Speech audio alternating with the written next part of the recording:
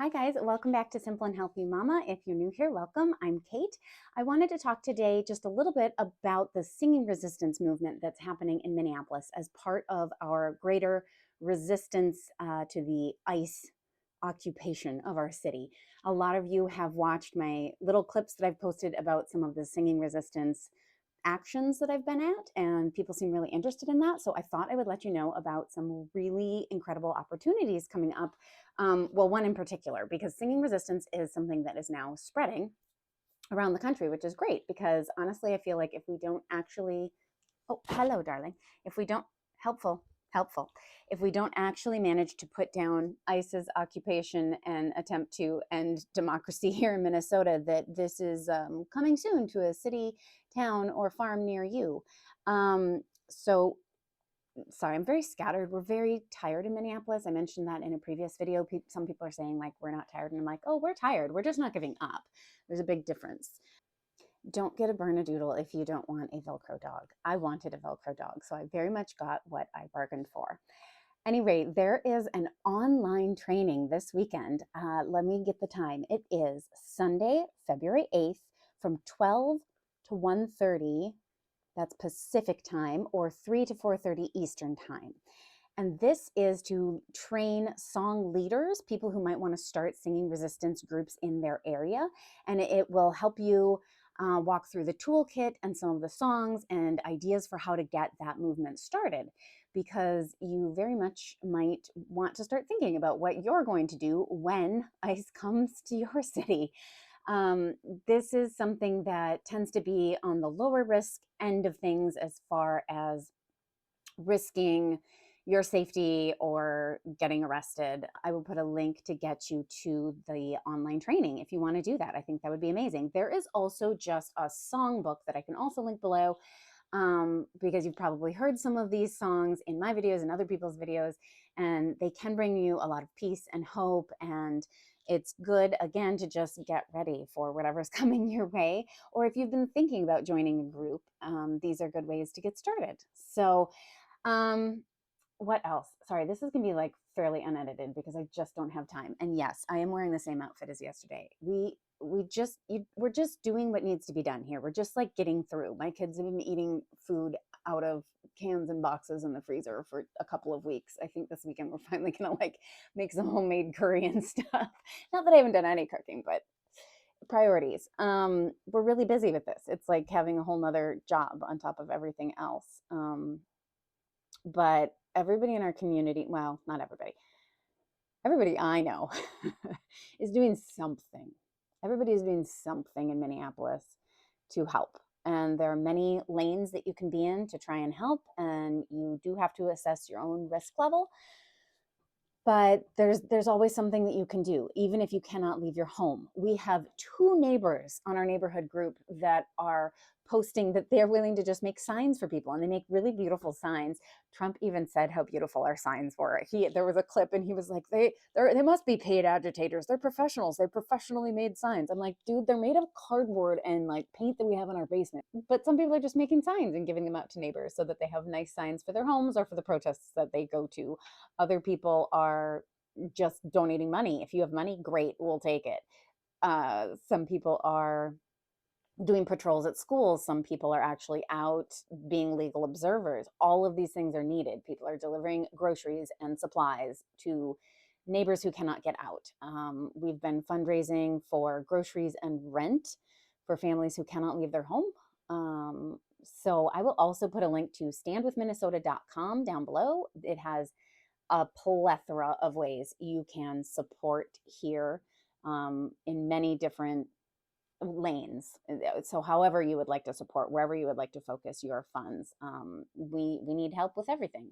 Just to give you a quick taste of what a singing resistance action might look like, I went a couple days ago to one at Midtown Global Market, which is it's like an indoor market in Minneapolis, in the heart of Minneapolis. So it's very much what you would see outdoors in a place where the outdoor weather was nice all year. And so we have an indoor market that's all these little stalls and vendors and shops and restaurants, tons of restaurants, with a huge variety of food, with people who've come from all sorts of different places.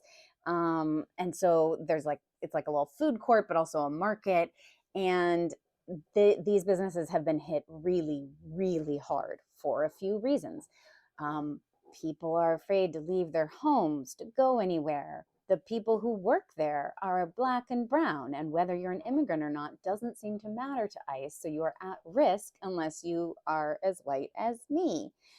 Um, so they don't have people to work there, and then they don't have patrons to go there because, again, Black and brown people are feeling like they can't safely get out. On top of that, people can't go to work, so they can't make money, so then they don't have discretionary spending for things like restaurants. So these businesses are really, really suffering. Some of them have closed, some of them have closed temporarily, some have partial hours, some places are doing carry out only.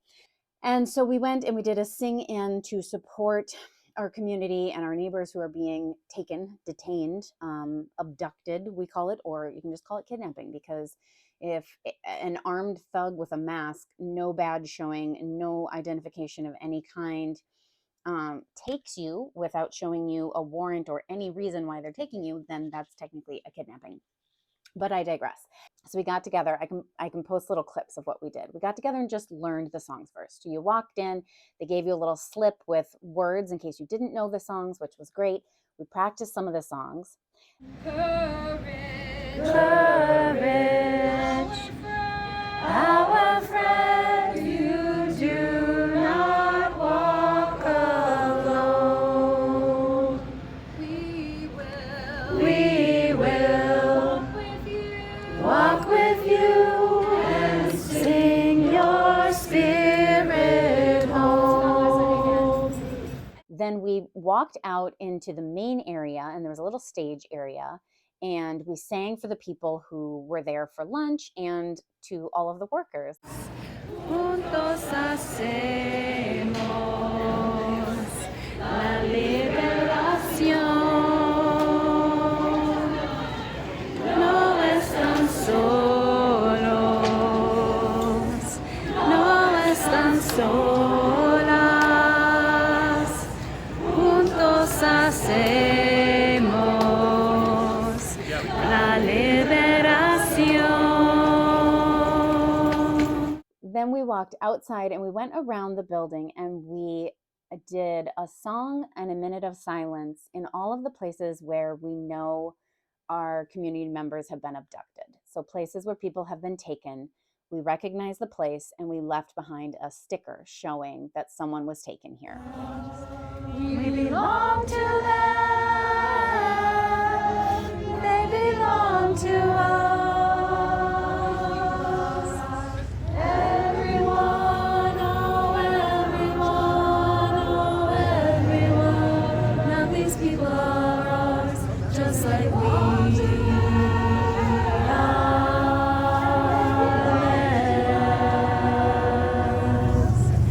We belong to them, and they belong to us.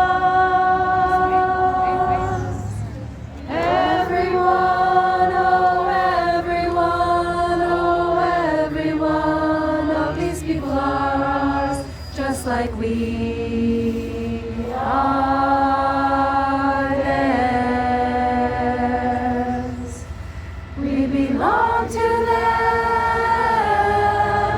and they belong to us. We belong to them, and they belong to us.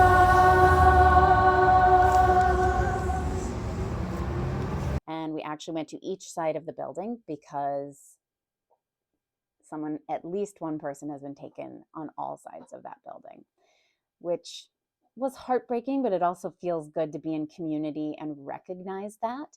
And it's on a very busy, visible street. We were carrying signs with names of people who have died either by being killed by ICE or in ICE custody.